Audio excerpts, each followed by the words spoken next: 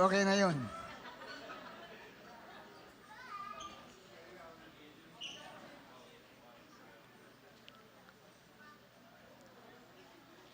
At nasa huling yugto na po tayo ng atin pong team na pinag-aaralan about This is Our God, na yung team na yon ay hango sa who God is according to the book of 2 Peter.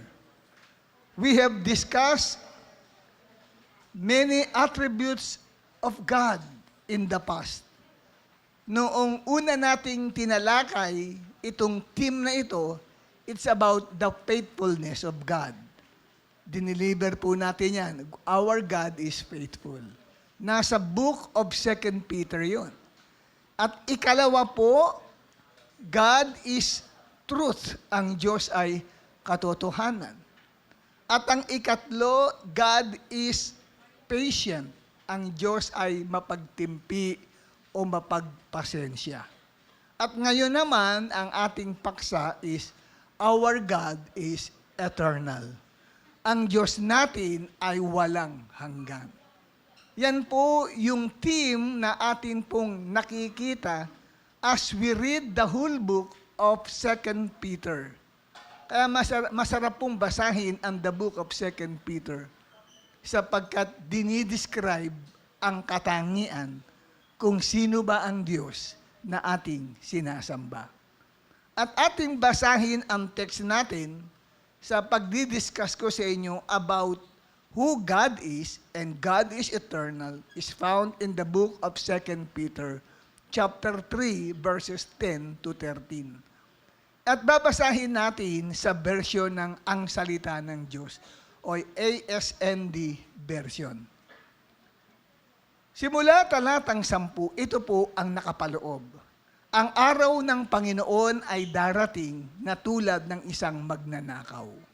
Sa araw na yun, biglang mawawala ang kalangitan na may nakakapangilabot na ugong. Masusunog ang lupa at mawawala ang lahat ng nasa lupa. Kung ganito ang magiging kahihinatnan ng lahat, dapat kayong mamuhay ng banal at makadiyos.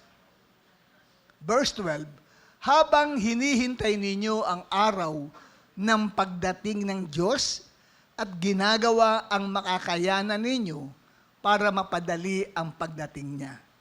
Sa araw na ito, masusunog ang langit sa apoy at matutunaw ang lahat ng nasa lupa sa tindi ng init.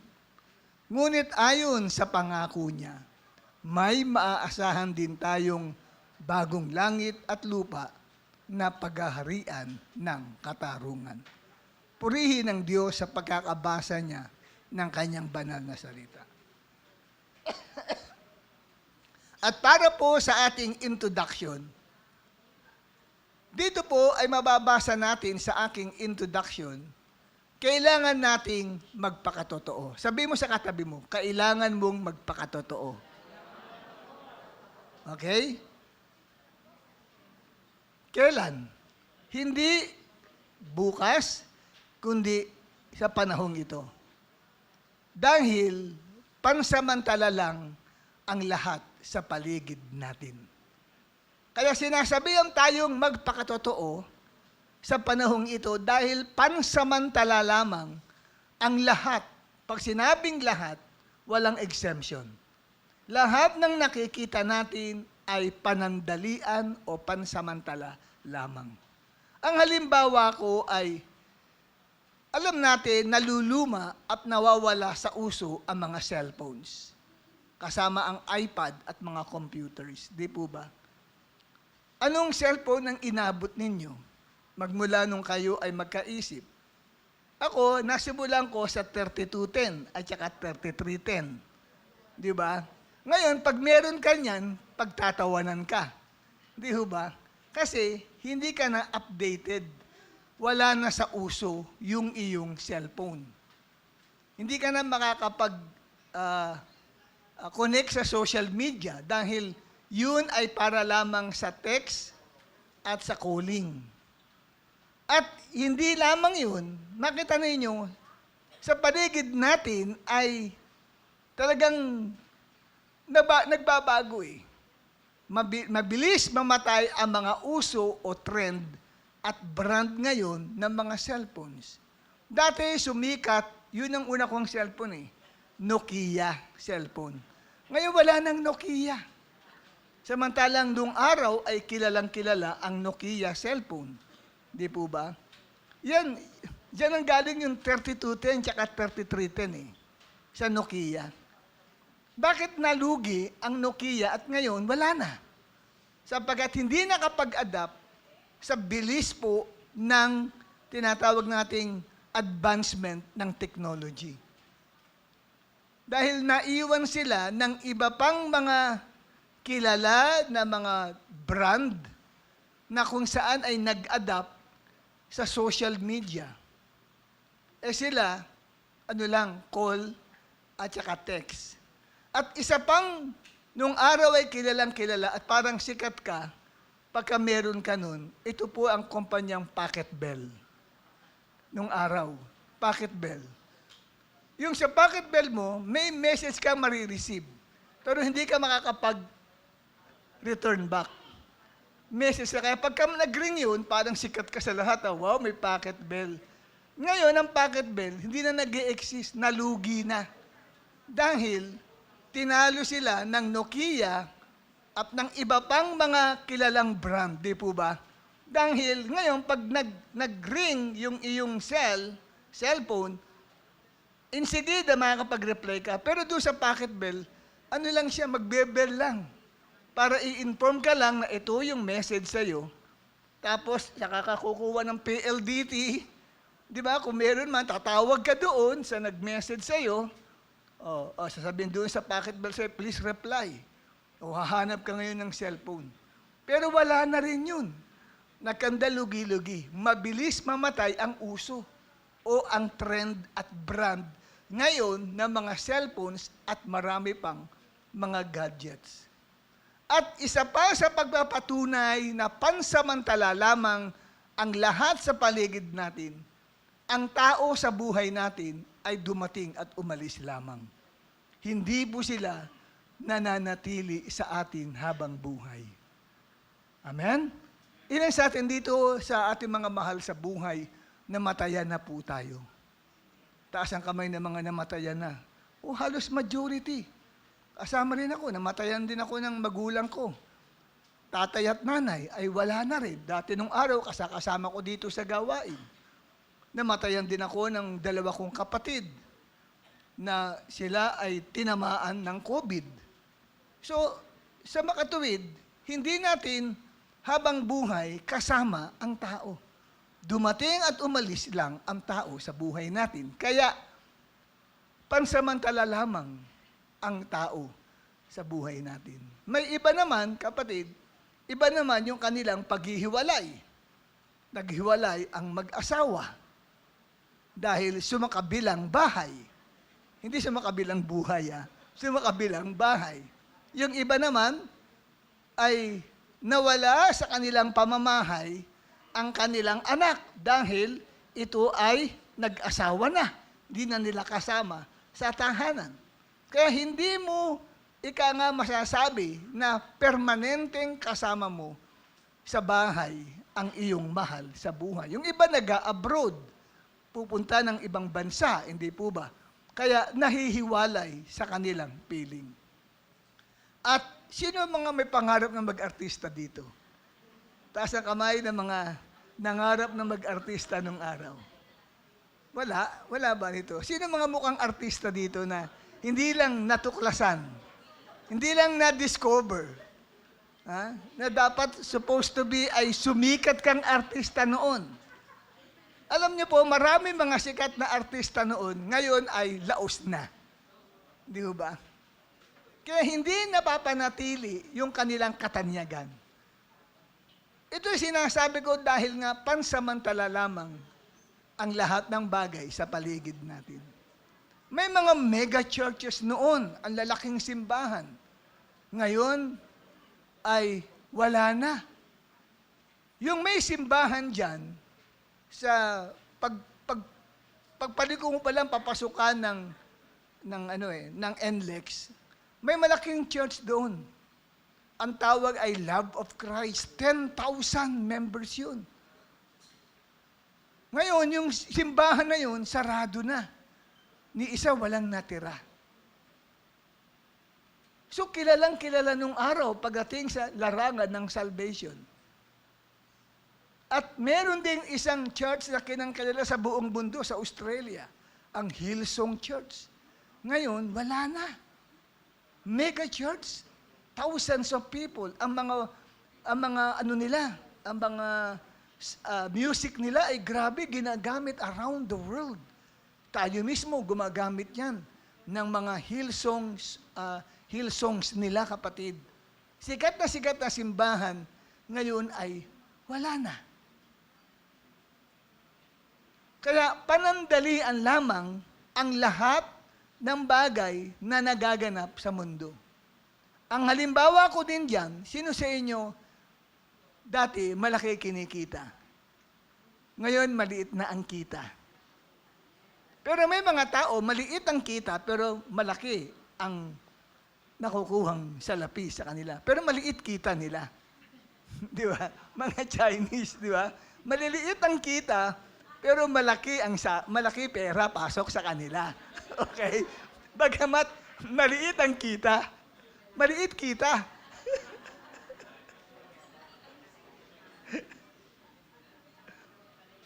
So, ewan ko lang kung naranasan ninyo, malaki dati ang pasok ng pera sa iyo.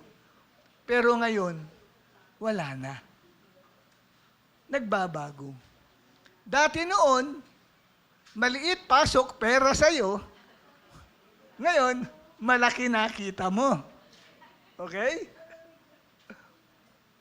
At dati nung araw, may maganda kang trabaho. Ngayon, wala na. Nagbabago po talaga eh. At may mga bagay na pinaniniwala ang totoo. At ngayon, maaring wala na kinabukasan. Hindi na siya totoo. So, yan po ay mga halimbawa ko sa inyo na kailangan nating magpakatotoo. Wala pong permanente sa mundo. Kaya, sa next slide ko, sa pamumuhay natin ngayon, ang ginagawa ng tao ay parang itong buhay natin na meron tayo, ito lang ang mayroon sa mundong ito. Totoo ba yun? Totoo po yan. Ulitin ko, sa pamumuhay natin ngayon, ay para bagang yung buhay na meron ka, yan lamang ang buhay na mayroon dito sa lupa. Example, ito, mas maganda nakasulat ang binibigkas para nasusundan nyo. Ibinubuhos natin ang lahat para sa kasalukuyan. Ngunit nakakalimutan natin na pansamantala lamang ang lahat ng mga bagay sa mundo. Ibig sabihin, binubuhos lahat. Buong focus tayo. Katulad kung estudyante ka, nakapokus ka sa pag-aaral. Na para bagang ito lang ang buhay. No? At ang iba naman ay nakapokus sa pera. Pera, pera, pera.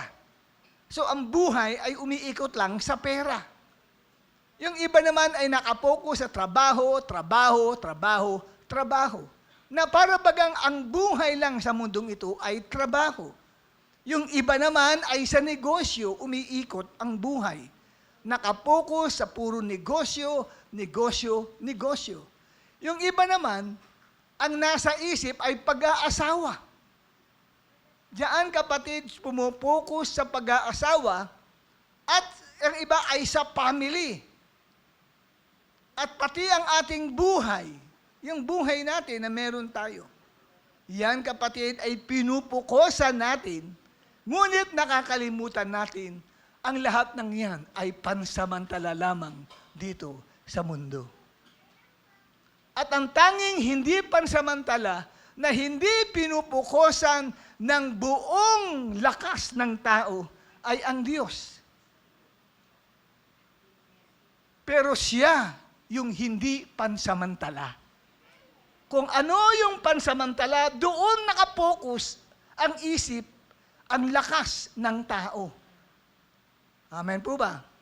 Samantalang ang Diyos ay hindi pansamantala, siya ay walang hanggan, bakit hindi siya pagbuhusan ng buong atensyon ng mga tao? At tayo'y pinalalahanan ni Apostol San Pedro sa aklat ng ikalawang Pedro. Ano ang pinapaalala sa atin sa binasa natin kanina? Ang sanlibutan ay lumilipas, ngunit ang ating Diyos ay walang hanggan. Okay? Sabi mo sa katabi mo, kapatid, pinaalalahanan kita. Sabi ni San Pedro, ang sanlibutan ay lumilipas, ngunit ang ating Diyos ay walang hanggan.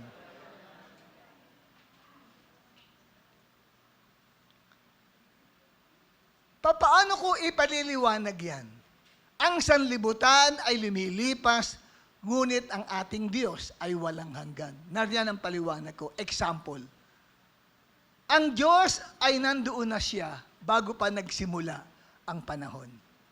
At mananatili pa rin siya kapag natapos na ang panahon. Sabihin, mula sa umpisa, may Diyos na. Hanggang sa matapos ang buong kapanahunan, nananatiling may Diyos. Anong ibig sabihin ko nito?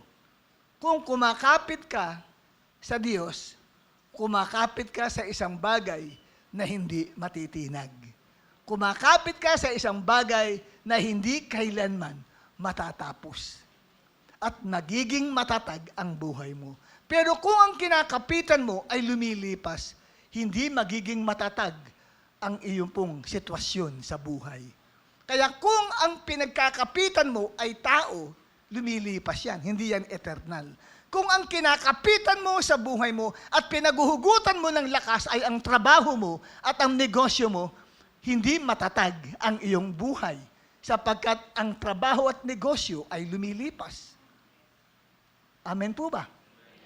Kung may mga estudyante rito na ang iyong tinitignan na pag-asa sa buhay ay ang iyong pagtatapos ng pag-aaral at ang pag-aaral ay lumilipas. Hindi yan permanente. Amen po ba?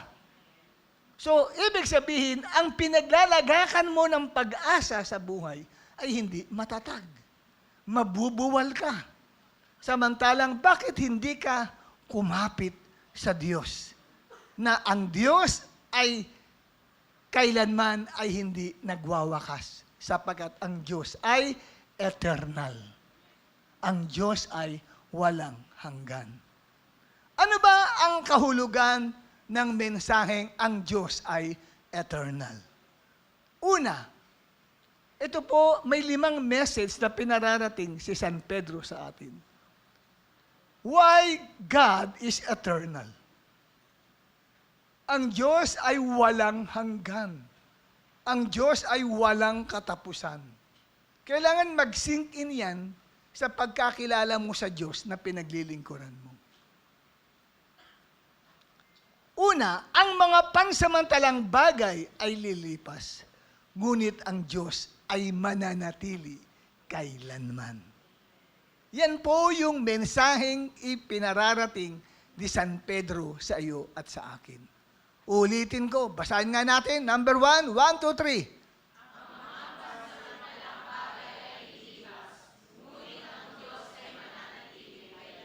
At ito, mababasa natin sa ikalawang Pedro 3, talatang 10.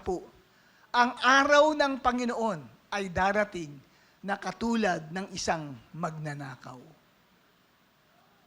May binabanggit si Pedro na the day of the Lord. Anong ibig sabihin ng araw ng Panginoon? Sa English ay the day of the Lord is coming. Yan po'y tumutukoy sa pagbabalik ni Kristo. Babalik po si Jesus Christ mula sa langit.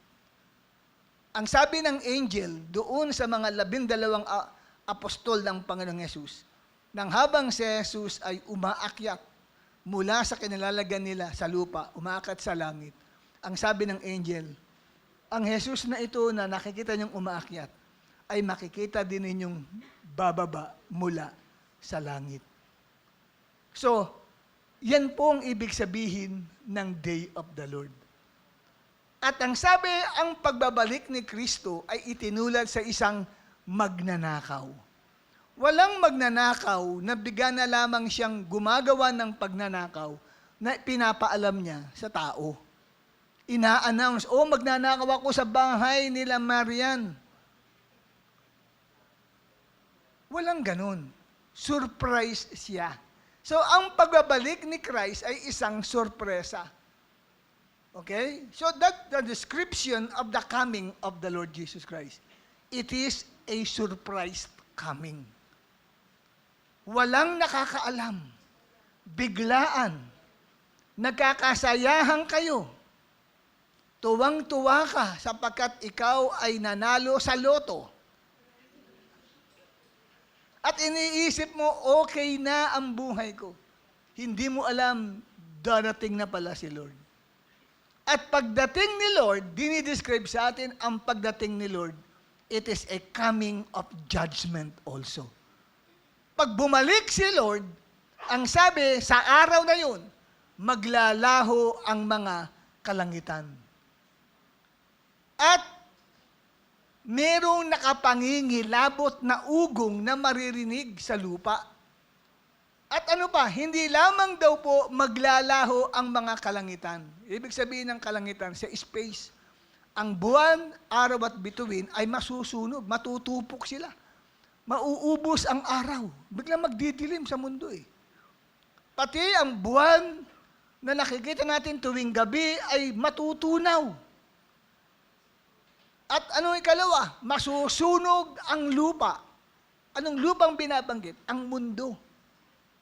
At mawawala ang lahat na pinaghirapan ng tao sa lupa. So, yung pagbabalik ni Christ, hindi lamang po ito maganda sa pakinig ng mga mananampalataya na prepared sa pagbabalik ni Christ. Dahil sa pagbabalik ni Christ, kukunin niya yung mga believers. Pero hindi doon lang nagtatapos. Sa pagbabalik ni Christ, pag kinuha niya na ang mga believers, susunugin niya ang mga bagay na dapat masunog. Ang mga bagay na nasa langit at ang mga bagay na nasa lupa. Kasama na ang mga tao at mga tahanan, kotse, anumang ari-ari at mga pera na maaring itinago mo. Mga milyon-milyon ni Sister Marisa ay masusunog lahat yan. Amen? Mga bilyon-bilyon na itinago ni Sister Lolit, lahat yan, kapatid, ay masusunog sa apoy. Lahat ng pinagtuunan mo ng pansin sa buhay mo ay mawawala na parang bula sa iyong buhay. Amen po ba, kapatid? Yan po ang mensahe niyan. At ang sabi ng awit 102, talatang 25 hanggang talatang 27. Sa simula, kayo ang lumikha ng mundo at ng kalangitan. Maglalaho ang mga ito, ngunit mananatili kayo magpakailanman. Tumutukoy sa Diyos. Maluluma itong lahat tulad ng damit, at gaya ng damit, ito'y inyong papalitan. Ngunit hindi kayo magbabago at mananatili kayong buhay magpakailanman. Ito po'y sinulat na naka-address sa Diyos. Sabi, sa simula kayo, kausap niya ang Diyos, ang lumikha ng mundo at ng kalangitan. Ang mundo at ang kalangitan ay maglalaho, ngunit ang Diyos ay mananatili magpakailanman.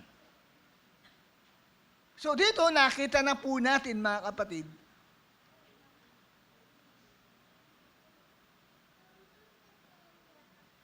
yung mga bagay na dapat nating matutunang aral.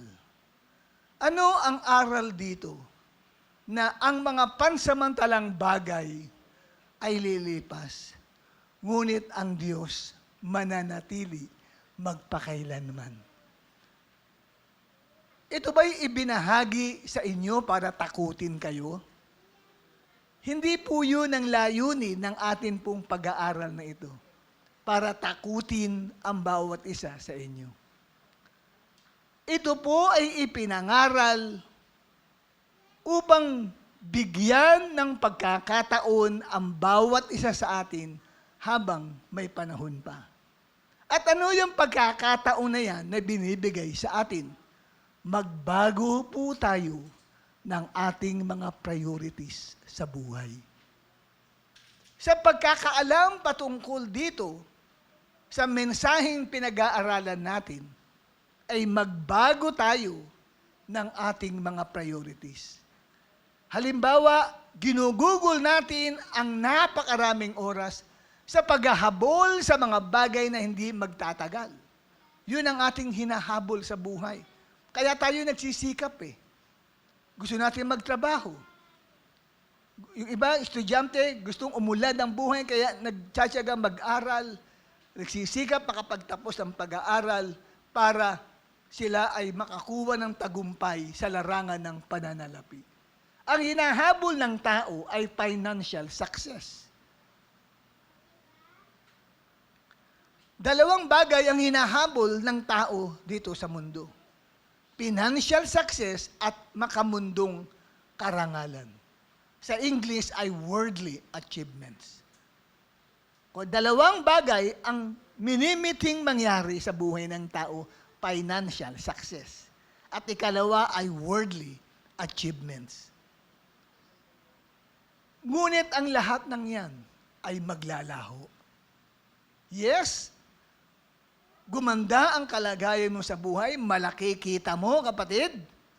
Nagkaroon ka ng financial success, mabibili mo ang lahat ng gusto mo sa buhay na ito.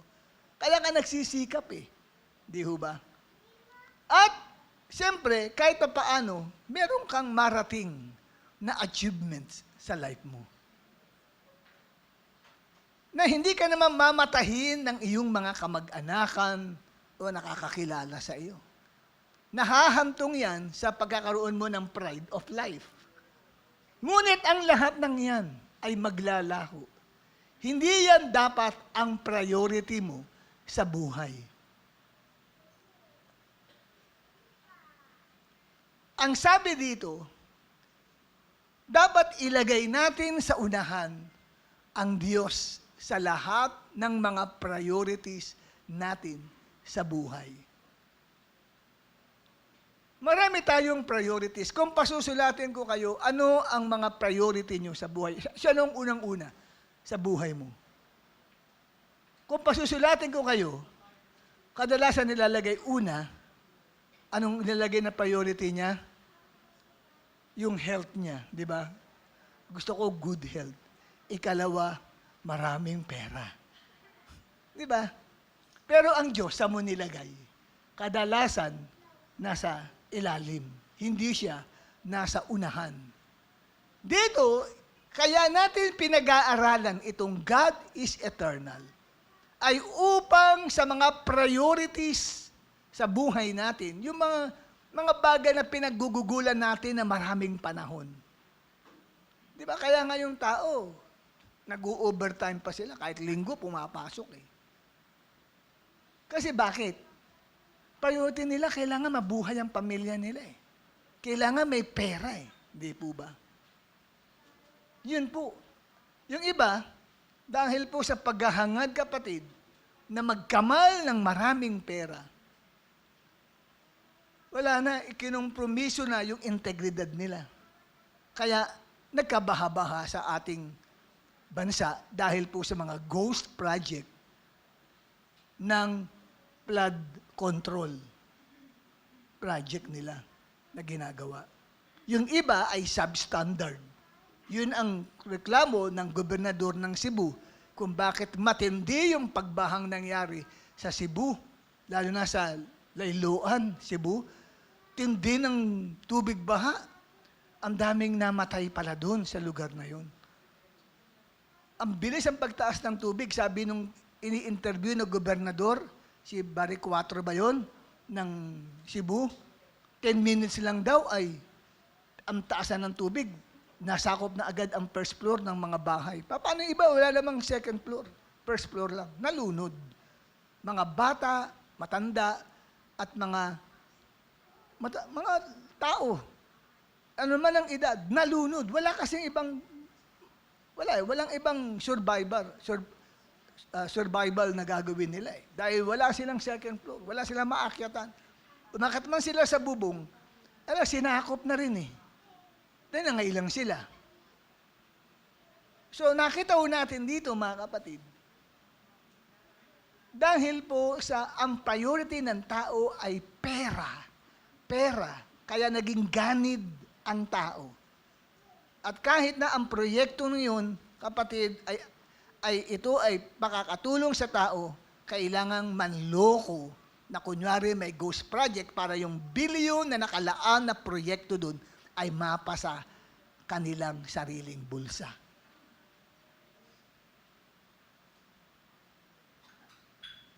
Kaya, ang Diyos dapat ang inilalagay na priority sa buhay ng tao. Ginugugol natin ang nakapakaraming oras sa paghahabol sa mga bagay na hindi magtatagal. Katulad ng aking pinabi sa inyo, financial success, worldly achievements. Ito naman, ang example ko dito kapatid, ay pagmamahal ng tao. Yan ang hinahabol ng tao. O pagmamahal sa miyembro ng kanyang pamilya. Ang priority niya ay pamilya, hindi ang Diyos. Mali po yun. Dapat Diyos muna. Tapos ikalawa ay family. Pag binaligtad mo yan, kapatid, ikaw ay tiyak na malalagay sa mapanganib na kalagayan sa buhay. Bakit po kamo? Ito, next slide natin. Ang Bible naman nagtuturo na dapat nating mahalin ang ating family. Amen? Sino sa inyo rito, hindi niyo mahal ang pamilya niyo? Taas ang kamay. O lahat tayo nagmamahal sa pamilya natin. Pero, may pero, hindi dapat ito ang priority sa buhay mo. Ang priority mo dapat ay ang Diyos, tapos family. Una, ang Diyos sa lahat. Tinuro yan ni Jesus Christ sa atin. Mateo 10, talatang 37. Ang nagmamahal sa kanyang mga magulang, sabi ni Kristo, nang higit sa akin, ay hindi karapat-dapat sa akin. Kaya walang papasok sa langit na mas mahal niya ang magulang niya kaysa kay Jesus. Sabi, hindi ka karapat-dapat kay Jesus. Kung hindi ka karapat-dapat kay Jesus, hindi ka pwedeng pumasok sa heaven. Kung mas mahal mo ang nanay at tatay mo kaysa kay Jesus. At ang nagmamahal sa kanyang anak nang higit sa akin, sabi ni Christ, ay hindi karapat-dapat sa akin. So nakita ho natin dito na mismong si Jesus Christ ay nagtuturo ng pagmamahal ng una sa lahat sa Diyos. Yan ang dapat maging priority natin. Dahil ang family natin pwedeng come and go. Hindi mo habang buhay kasama si nanay at tatay mo. Hindi mo habang buhay kasama ang mga kapatid mo. Balang araw maghiwa-hiwalay din kayo pag nagkapamilya na ang bawat isa. Pero ang Diyos, kahit nagkahiwa-hiwalay na kayo sa pamilya ninyo, ay hindi ka bibitawan dahil ang Diyos ay walang hanggan. Amen? Natira ka nilang buhay sa pamilya ninyo, patay na lahat, si mama at papa, mga kapatid mo, nag-iisa ka na lang, parang kang orphan dito sa bundong ito, pero hindi ka nag-iisa. Kasi ang Diyos na iyong sinasamba, pinaglilingkuran, ay walang katapusan ang buhay. O siya lang, kaya dapat siya yung priority mo. Dahil siya yung nananatili magpakailanman. Hindi natatapos ang buhay ng Diyos. Tapos pinaglalagakan mo, mga anak ko, kayo ang pag-asa ko sa buhay. Huwag mo sasabihin yan, mga anak mo ang pag-asa mo sa buhay. Dahil hindi yan walang hanggan, walang katangian silang eternal, ang Diyos lang. Nagsiselos ang Diyos nun pag narinig sa iyo na ang mga anak ko ang pag-asa ko sa buhay. Pag nakatapos yan ng pag-aaral, hahanguin kami niyan sa kahirapan. Kaya kadalasan nabibigo yung mga magulang, umiiyak nila sa isang sulok. Lalo na nagtanan yung anak nila. Nag-asawa agad, di pa tapos ng pag-aaral, nagbuntis agad. Di ba? At sama ng loob ng mga magulang. Di lang nila masabi sa anak nila, pero umiiyak yan sa kanilang mga sariling kwarto at hindi pinapaalam. Pag tinanong ng anak, Ma, bakit? Wala, okay lang. Di mo alam, maraming mga anak dito, pinagtiwalaan kayo ng mga magulang ninyo. Pero nagkamali sila. Kasi hindi dapat tayo magtiwala sa tao o sa kapwa natin. Sa Diyos lang. Dahil ang Diyos ang eternal. Ang pagiging eternal ng Diyos ay hindi lang tumutukoy sa siya'y walang kamatayan. Pati ang karakter niya, hindi nagbabago. Tayo pa bago-bagong sumpungin tayo eh. Tanungin mo katabi mo, ikaw ba'y sumpungin? Po pwede ngayon ay okay ka, nakakangiti ka ngayon, nabibiro kita, mamaya-maya wala pang 1 minuto, hindi ka na mabiro, iba na agad ang timplada. Anong tawag doon sa ganung personality? Schizophrenia ba yun? O bipolar? Yung ganon? Di ba yung bipolar na ngayon palangiti mamaya, hindi na, talagang iba na. Pabago-bago ang ugali. Hindi ganon ang Diyos eh. Ang Diyos eternal. Pag sinabing eternal, hindi nagbabago, pati ang kanyang karakter. He is the same yesterday and forever. Kapare sa sinasabi ng Hebrews 13 verse 8, Jesus is the same yesterday, today, and forever. Kaya ang si Yesu Kristo lang ang hindi nagbabago.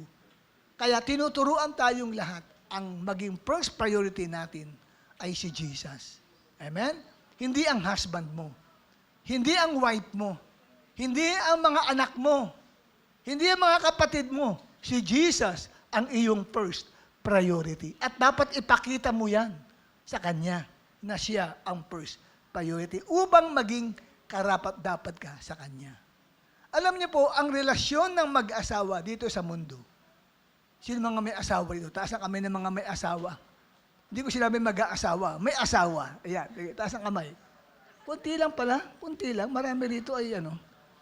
Alam niyo po, ang relasyon ng mag-asawa dito sa mundo ay pansamantala lamang. Dahil sa kabilang buhay, hindi na sila magtuturingan na mag-asawa. Ang mga mag-asawa kayo, hanggang lupa lang yan. Pagdating sa kabilang buhay, wala na, magkapatid na lang kayo kay Kristo.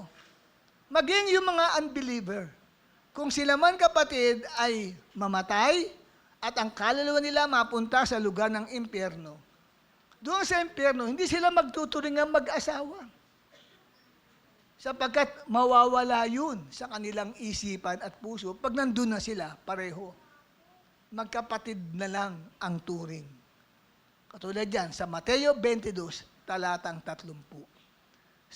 Sapagkat sa muling pagkabuhay, hindi na sila mag-aasawa. Magiging tulad sila ng mga angel sa langit. Amen?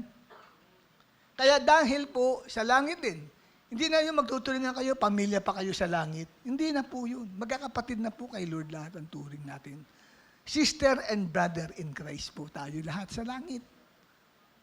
Kaya ngayon pa lang, dito sa mundo, ipakita mo pa rin ang iyong paggalang at pagmamahal sa magulang mo, sa asawa mo, sa mga kapatid mo. Kasi pagdating sa heaven, hindi mo na mapapadama ang piling ng isang asawa. Hindi mo na mapapadama ang piling ng isang anak at ng isang ama o ng isang ina. Kasi hanggang lupa lamang yan. Amen? Kaya mga wala pang boyfriend at girlfriend dito, magsikuhan na kayo. Ande. Sorry. Hindi mo pala. Mali pala yun. Mali ano? Dahil hanggang lupa lang yan eh. Pagka wala na. Di ba? Si Kristo talaga ang sentro. Lalo na pag sa langit, si Christ lang ang sentro ng totoong pagmamahal. Christ-centered ang love sa heaven. Kaya tinatanggal po yung ganoong family love sa heaven. Brotherly and sisterly na lang po ang feelings natin doon sa langit. Kapatid mo kay Christ.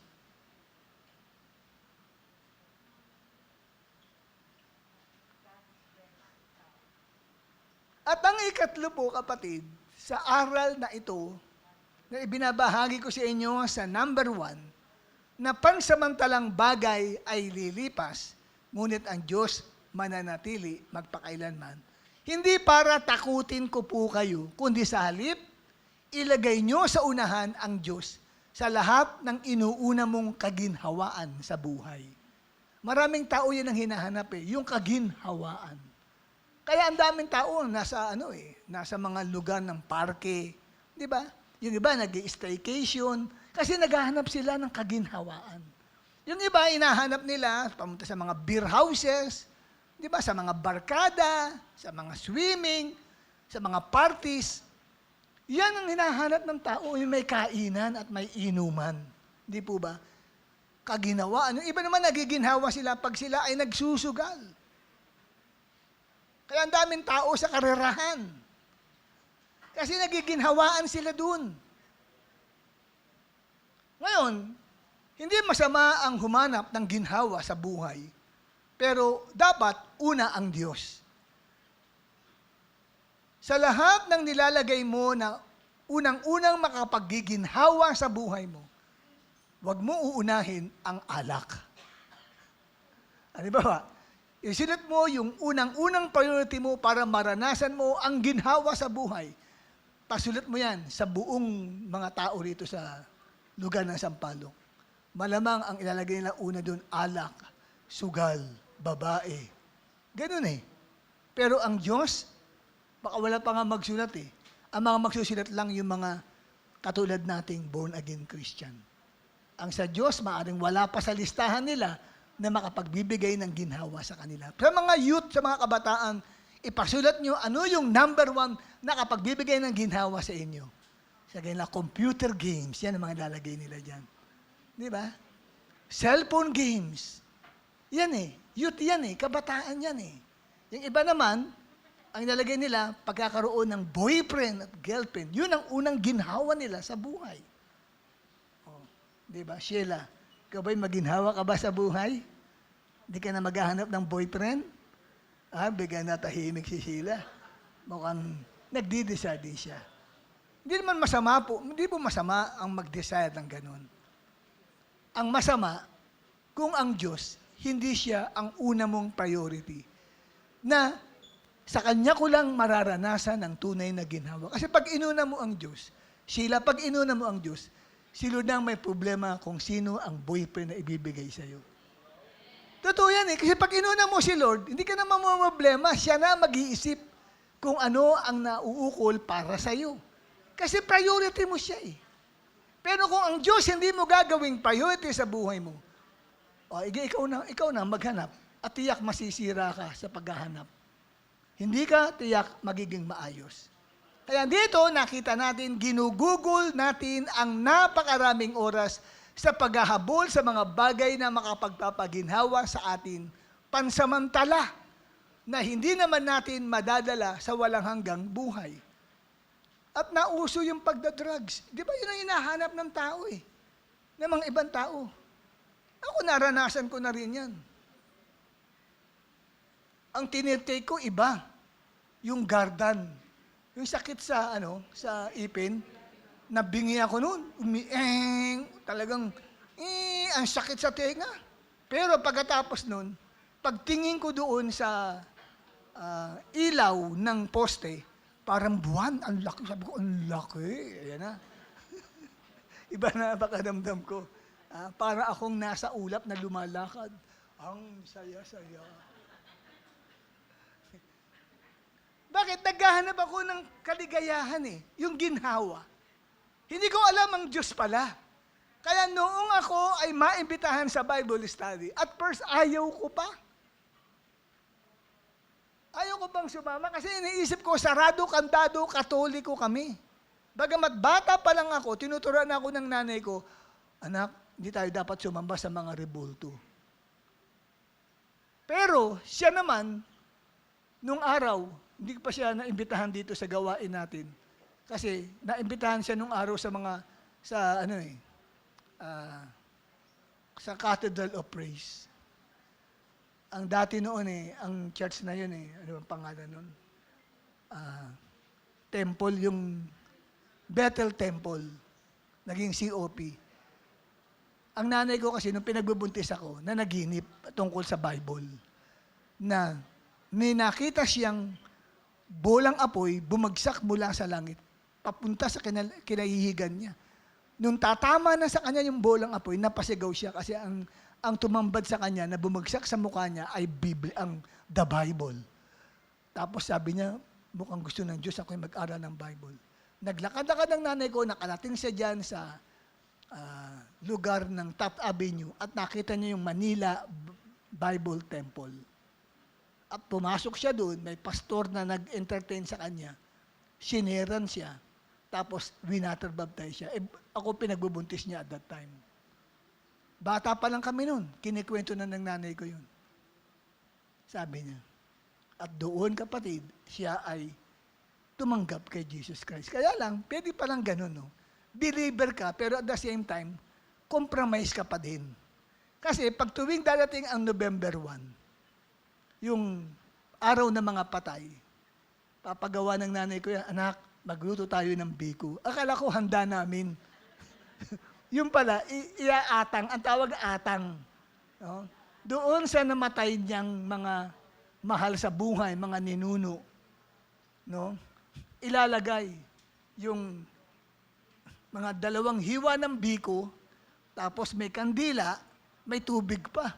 Ako naman, takam ako, gusto ko makain ka ako yun eh. Sabi ko, ang palad naman ng mga patay na ito, na hinahainan, patay na.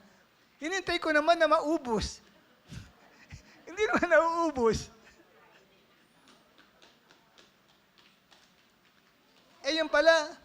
Yung pala ay pagan practice yun. Naituro ko yan eh. Kailan ko naituro yan? Nung Tuesday o midweek service noon. Bago mag-November 1. No, nagturo po ako niyan patungkol po sa mga paganong pamamaraan ng paggunita ng araw ng mga patay na hindi dapat ginagawa yun. Kasi ang patay, di na kakabalik pa. Ecclesiastes 9, talatang 5 hanggang 6. Patay na kasi yun.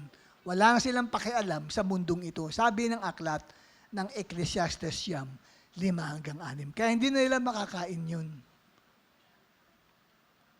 Binabantayan ng nanay ko kasi baka mamaya may malaking tao na kumain noong kanyang atang na yun. Laging ganun yun, ginagawa ng nanay ko. Yung pala, sabi ko, nung lumaki nga ako, Nay, alam ko na born again na kayo, ba't gumagawa pa kayo nun? Kasi daw pamahiin daw yun. Yung pala, ang isang born again dapat, hindi na sumusunod sa anumang tradisyon o pamahiin, kundi tinuturo ng Biblia. Yun. So lumaki ako sa ganoon na may atang-atang na ginagawa. Tapos nagtitirik ng kandila para daw, yung kandila kasi yun, isang uri ng pagsamba at panalangin doon sa patay. Sabi ng Diyos, huwag kayong mananalangin sa patay. Pinagbabawal pala yun, nakanakausap mo ang patay. Nay, tay, saan man kayo naroroon? Magsasalita ka na ganun. Naku, bawal sa Diyos yun. Pinagbawal niya yun eh. Hanapin niyo po sa Facebook natin yung teaching na yon. Kasi hindi ko pwedeng ulitin yun ngayon kasi lalayo na ako. Na-illustrate ko lang. Ba't ko ba na-illustrate yun? Dito.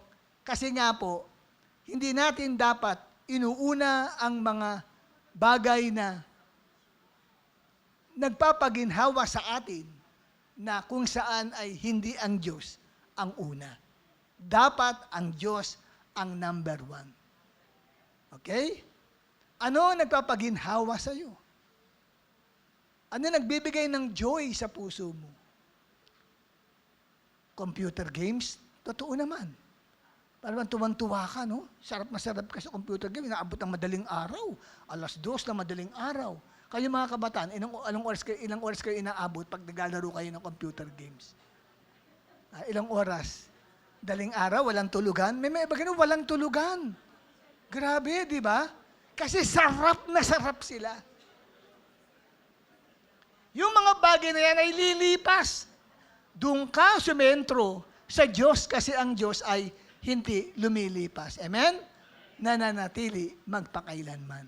At ang ikalawang mensahe ng God is eternal, huwag mong itayo ang iyong buhay magpakailanman sa mga bagay na lilipas, kundi sa Diyos na hindi lumilipas. Doon mo itayo ang iyong buhay. Ikalawang Korinto 4, talatang 18.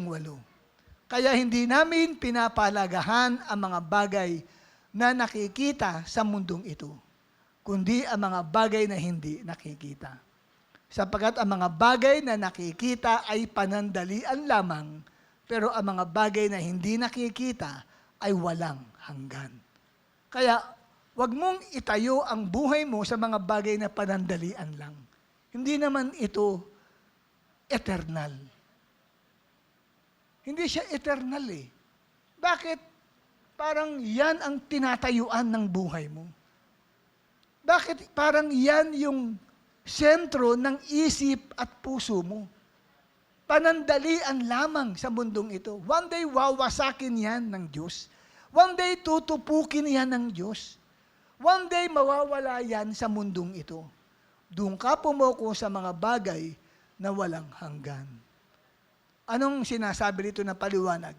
Ang iyong mga pag-aari, katungkulan at titulo, lahat ay alabok lamang.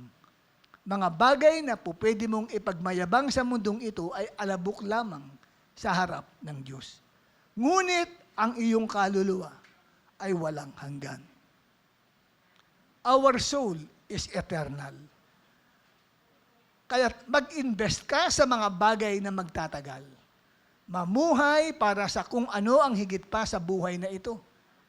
Anong ibig sabihin ko? Sabi rito, mabuhay ka para sa Diyos dahil siya ay higit pa sa buhay na ito. So, ikaw kapatid ay mag-una sa Diyos dahil ang Diyos ay eternal. Anong sabi ni Charles Thomas Studd, isang British missionary? Ang sabi niya, only one life, it will soon be past. Only what's done for Christ will last. Ito pong mamang pong ito ay naging missionary sa China. Mayamang tao. Kabataan niya, napakayaman po nila noong panahon niya ng mga 19th century. At ito po'y kilala po ito sa isang sports na kanyang nilalahukan. Parang baseball. Sikat po siya doon, tinitingala. Pero nung siya'y makakilala kay Christ, na-realize niya, itong baseball, sabi niya, hindi ito magtatagal. One day, lilipas din yan. Pero yung Diyos na nakilala ko, siya ay eternal. Kaya sa Kanya ko ilalagak ang buo kong atensyon at puso. At nag-volunteer siya bilang missionary sa China. Iniwan niya yung pagbe-baseball. At iniwan niya yun pong kayamanan sa England at nagpunta sa China para mag-share ng mabuting balita. Ano po ang mensahe nito? Basahin natin ang mensahe ng only one life, it will soon be past. Only what Christ has done shall remain. Ano ang mensahe nito? Ito ay nagsisilbing paalaala na ang buhay sa mundo ay pansamantala lamang. At ang mga gawaing isinasagawa dahil sa pananampalataya kay Kristo ay magkakaroon ng walang hanggang kahalagahan. Kaya yung mga ginagawa natin, yes, temporarily nakakatulong. Pero hindi yan, wala yang eternal values. Hindi mo madadala yan sa hukay. Okay, thank you. At ang ikatlo, what is the message of God is eternal. Ang mga pagtutok sa bagay na walang hanggan ang humuhubog sa atin sa ating paraan ng pamumuhay ngayon. Kaya kung ang sentro ng isip mo ay sa mga eternal things, ito, kapatid, ang mag-shape ng life mo ngayon. Ang sabi diyan sa 2 Pedro 3:11, kung ganito ang magiging kahihinatnan ng lahat, dapat kayong mamuhay ng banal at makadiyos. Kaya kung alam mo na ang mundong ito ay hindi magtatagal at susunugin sa apoy ang lahat ng bagay dito sa lupa, paano ka dapat mamuhay ngayon? Binasa natin yan, lahat ng bagay sa lupa ay susunugin. Sinong susunog? Ang Diyos ang susunog, parang Sodom at Gomora. At ano ang dapat na ipamuhay mo ngayon? Sabi rito. So, ito po ang pamumuhay dapat natin. Hindi mo sasayangin ang oras mo sa sama ng loob. Sayang lang, nabubuhay ka sa sama ng loob. Puro sama ng loob ang nasa puso mo. At ikalawa, hindi mo pangahawakan ng galit na meron ka ngayon. Useless yan. That's a wasteful life. Ikatlo, dapat daw ay maging mabilis kang magpatawad. Yan po ang useful life. Ang dali mong magpatawad na tao. Ikaapat, tapat kang maglilingkod sa Panginoon. Kasi hindi baliwala yung bagay na ginagawa mo. At mamahalin mo ng buong puso si Lord. Yan ay may eternal values. Mamuhay ka na may isip sa kawalang hanggan. Ang laging isipin mo patungkol sa mga eternal things. Kapag ang iyong isip ay nakatuon sa kawalang hanggan, hindi ka makokontrol ng maliliit na bagay. Kasi nandoon ka, nakapokus ka sa mga eternal values sa buhay mo. Wag po sa mga temporal things, kundi sa mga eternal. At ikaapat, what is the message of God is eternal. Ito ay pag-asa na maghintay sa pangako ng Diyos na nananatili magpakailanman. So ang ikaapat na mensahe na ang Diyos ay eternal ay meron tayong pag-asa na maghintay sa pangako ng Diyos. Kasi ang Diyos ay eternal. Kaya totoo ang kanyang pangako. 2 Peter 3:13. Ngunit ayon sa pangako niya, may maaasahan din tayong bagong langit at bagong lupa na paghaharian ng katarungan. Sabi ko nga, masusunog ang lahat dito sa mundo. Paano na tayo ngayon? Ano na ang buhay natin ngayon? Di ba? Paano na? Ang sabi rito, ang Diyos ay gagawa ng bagong langit at bagong lupa. Anong kahulugan nan? Next slide. Ibig sabihin yan, lahat ng nawala at mawawala sa iyo dahil susunugin ng Diyos ang bagong langit at bagong lupa ay ibabalik muli ng Diyos. Kung ang pagmamay-ari mo lang na lupa ay lupa sa paso, pagdating sa bagong langit at bagong lupa, hindi hanggang paso lang ang lupa, kundi may kanya-kanyang lupa, sukat ng lupa na ibibigay sa atin. Ang Diyos mismo ang siyang magdidistribute ng lote sa atin. Pagdating ng bagong langit at bagong lupa. Amen? At ang bawat luha ay tutunawin. Wala na po yung kahirapan. Pag nandun tayo sa bagong langit at bagong lupa, hindi ka na malulungkot. Wala na pong pag-iyak. At bawat walang katarungan na iyong naranasan ay isasaayos muli ng Diyos. Amen po ba? So malagang bagay na malaman niya, may bagong langit at bagong lupa na naghihintay sa atin. Kaya itong mundong kinalalagan natin ito, wala ito. Hindi mananatili yan. Kaya hindi pwedeng ipagmalaki. May bago kang sasakyan, may bago kang damit, wala na. Lilipas lahat yan. May bago kang pilik mata, wala. Lilipas yan. Peke yan eh. Amen? Bagong pilik mata. Amen ba? Bagong ilong. Naku, nagpabelo ka pa ata. Wala, dilipas din yan. Hindi mo pwedeng ipagmalaki ang mga bagay na yan. At last but not the least, ikalima.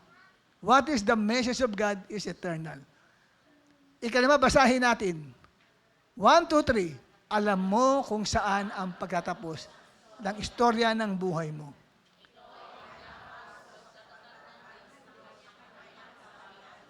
Alam mo na ang end ng story ng buhay mo. Pag binasa ninyo yung 2 Peter, ipinapakita kung ano ang katapusan ng buhay natin. Ano yung end ng story sa life natin dito sa mundo. Amen? Amen po ba? Ang sabi, magtatapos ito, saan? Sa pagtatapos ng mundo. Pero, yun ay pasimula ng isang bagong istorya ng buhay natin kung saan ay ibabalik ng Diyos ang mga bagay na nawala sa atin. Amen. Amen. O yan o. Pagbabalik ng mga bagay na nawala sa iyo dahil bagong langit at bagong lupa. Bagong mundo. Wow. Kung makakasama ka dyan, ilan sa inyo, alanganin kayo kung kayo ay makakasama sa bagong langit at bagong mundo. Maliban si Christ ang priority mo. Pero kung ang pinaghahabol mo ay yung mawawala din ang mundo, hindi ka makakasama dyan. Makakasama kang aalisin ng Diyos. Pero hindi ka makakasama dun sa bagong langit at bagong lupa. Ito ay para lamang doon sa mga tao na priority nila si God sa buhay nila. Kung hindi mo pinapriority si God sa buhay mo, sa paanong paraan ko pinapriority si God? Andiyan ang Bible. Ang Bible mismo, simbolo yan eh. Patungkol kay Jesus eh. Hindi natin nakikita si Jesus, pero ang Bible, siya yan eh. Nakasulat lang, nakalimbag lang, pero siya yan. Pag ang Bible hindi mo binabasa, binabaliwala mo si Jesus. Mas hawak mo lagi ang cellphone kaysa sa Bible, si Jesus ay etsapwera sa life mo. Mas mahalaga sa iyo yung bagay na lumilipas, yung cellphone na yan. Kaysa doon sa hindi lumilipas, si Jesus Christ. Ang Bible po kasi ang batayan. Pag ang Bible po ay binaliwala nyo sa buhay nyo, hindi nyo binabasa parati, wala. Kaya pagdating sa church, hindi ka na interesado makinig. Kasi, paano ka magkakaroon ng interest makinig sa Word of God? Samantalang yung nasa bahay ka, ang Bible nga, hindi mo binabasa. Lagi kang nasa cellphone, lagi kang nasa YouTube, lagi kang nasa Facebook. Ang Bible, bihira mong tignan. Di ba? Hindi mo nga mabasa ang Bible eh. Hindi mo alam kung ano nilalaman ng Biblia eh. Ay di si Jesus Christ, hindi priority sa life mo. Paano ka pupunta sa bagong langit at bagong lupa? Yan po ang sinasabi ko sa inyo. Kaya dapat priority si God. Yan po ang katapusan ng story ng buhay ng tao. Anong katapusan niya? Yung pagtatatag ng kaharian ng Diyos dito sa lupa. Yung bagong langit at bagong lupa ay tumutukoy sa bagong kaharian ng Diyos dito sa mundo. Doon magtatapos ang buhay natin. At yun ang simula ng isang bagong kabanata ng mundo. Kasama ka doon. Wala nang kasamaan. Everlasting joy is upon their life. Therefore, the redeemed of the Lord shall return and come on singing unto Zion. An everlasting joy shall be upon their head. Ano? Sitat? And everlasting joy shall be upon their heads. They shall obtain, ano siya doon? Gladness and joy, and sorrow and mourning shall be away. Therefore the redeemed of the Lord shall return, and come on singing unto Zion. An everlasting joy shall be upon their heads. Nasa Book of Isaiah po yan eh. Yan po kapatid yung ending natin ng story ng buhay natin sa mundong ito. Paghaharian ng Diyos at tayo mga tinubos ay darating upang atin pong ikangay sakupin ang bagong lupa. At sa atin ang everlasting joy sa buhay natin. Yung mga tinubos ni Kristo. Sino ba mga tinubos ni Kristo? Pakita mo kung tinubos ka ni Kristo. Nasa ng Bible mo. Taas mo ang kamay mo. At pakita mo ang Biblia mo. Pag wala kang Bible na dala, ayan, may Bible siyang dala. Nasa ng Bible mo? Nasa cellphone? Are you sure? Ha? Okay. So, importante kasi yan. They shall obtain gladness and joy. Yun yung mga daridimbe na mga kung saan ay babalik paghaharian ang mundong ito. Sino mga maghahari sa mundong ito? Ang mga niredeem, ang mga tinubos ni Kristo. An everlasting joy shall be upon their heads. Everlasting joy. Isabihin, grabe ang saya-saya ng buhay. Sa araw na yun, kahit wala kang pera, masaya ka. Ngayon, pag wala kang pera, malungkot ka. Okay? Amen? Amen? Sige, tumayo tayong lahat at tayo po, kapatid, ay manalangin sa ating Diyos. Abba, Father, we thank you sa umagang ito na binigay mo po sa amin upang sa aming pong pag-aaral about God is eternal ay nakita namin ang kahalagahan sa mga bagay na pangwalang hanggan. Ang Diyos namin na nakilala ay walang hanggan, kaya dapat pumokus ang aming isip, pumokus ang aming puso sa mga bagay na walang hanggan. Ang lahat ay lumilipas, ngunit ikaw, O Diyos, kahit kailan, ay walang paglipas. Hindi kayo pansamantala, kayo ay permanente. At dahil doon, dapat ilagak namin ang aming isip, ang aming puso sa mga bagay na permanente, sapagkat hindi nasasayang ang paggugugol po namin ng aming buhay. Katulad po sa gawain ngayon.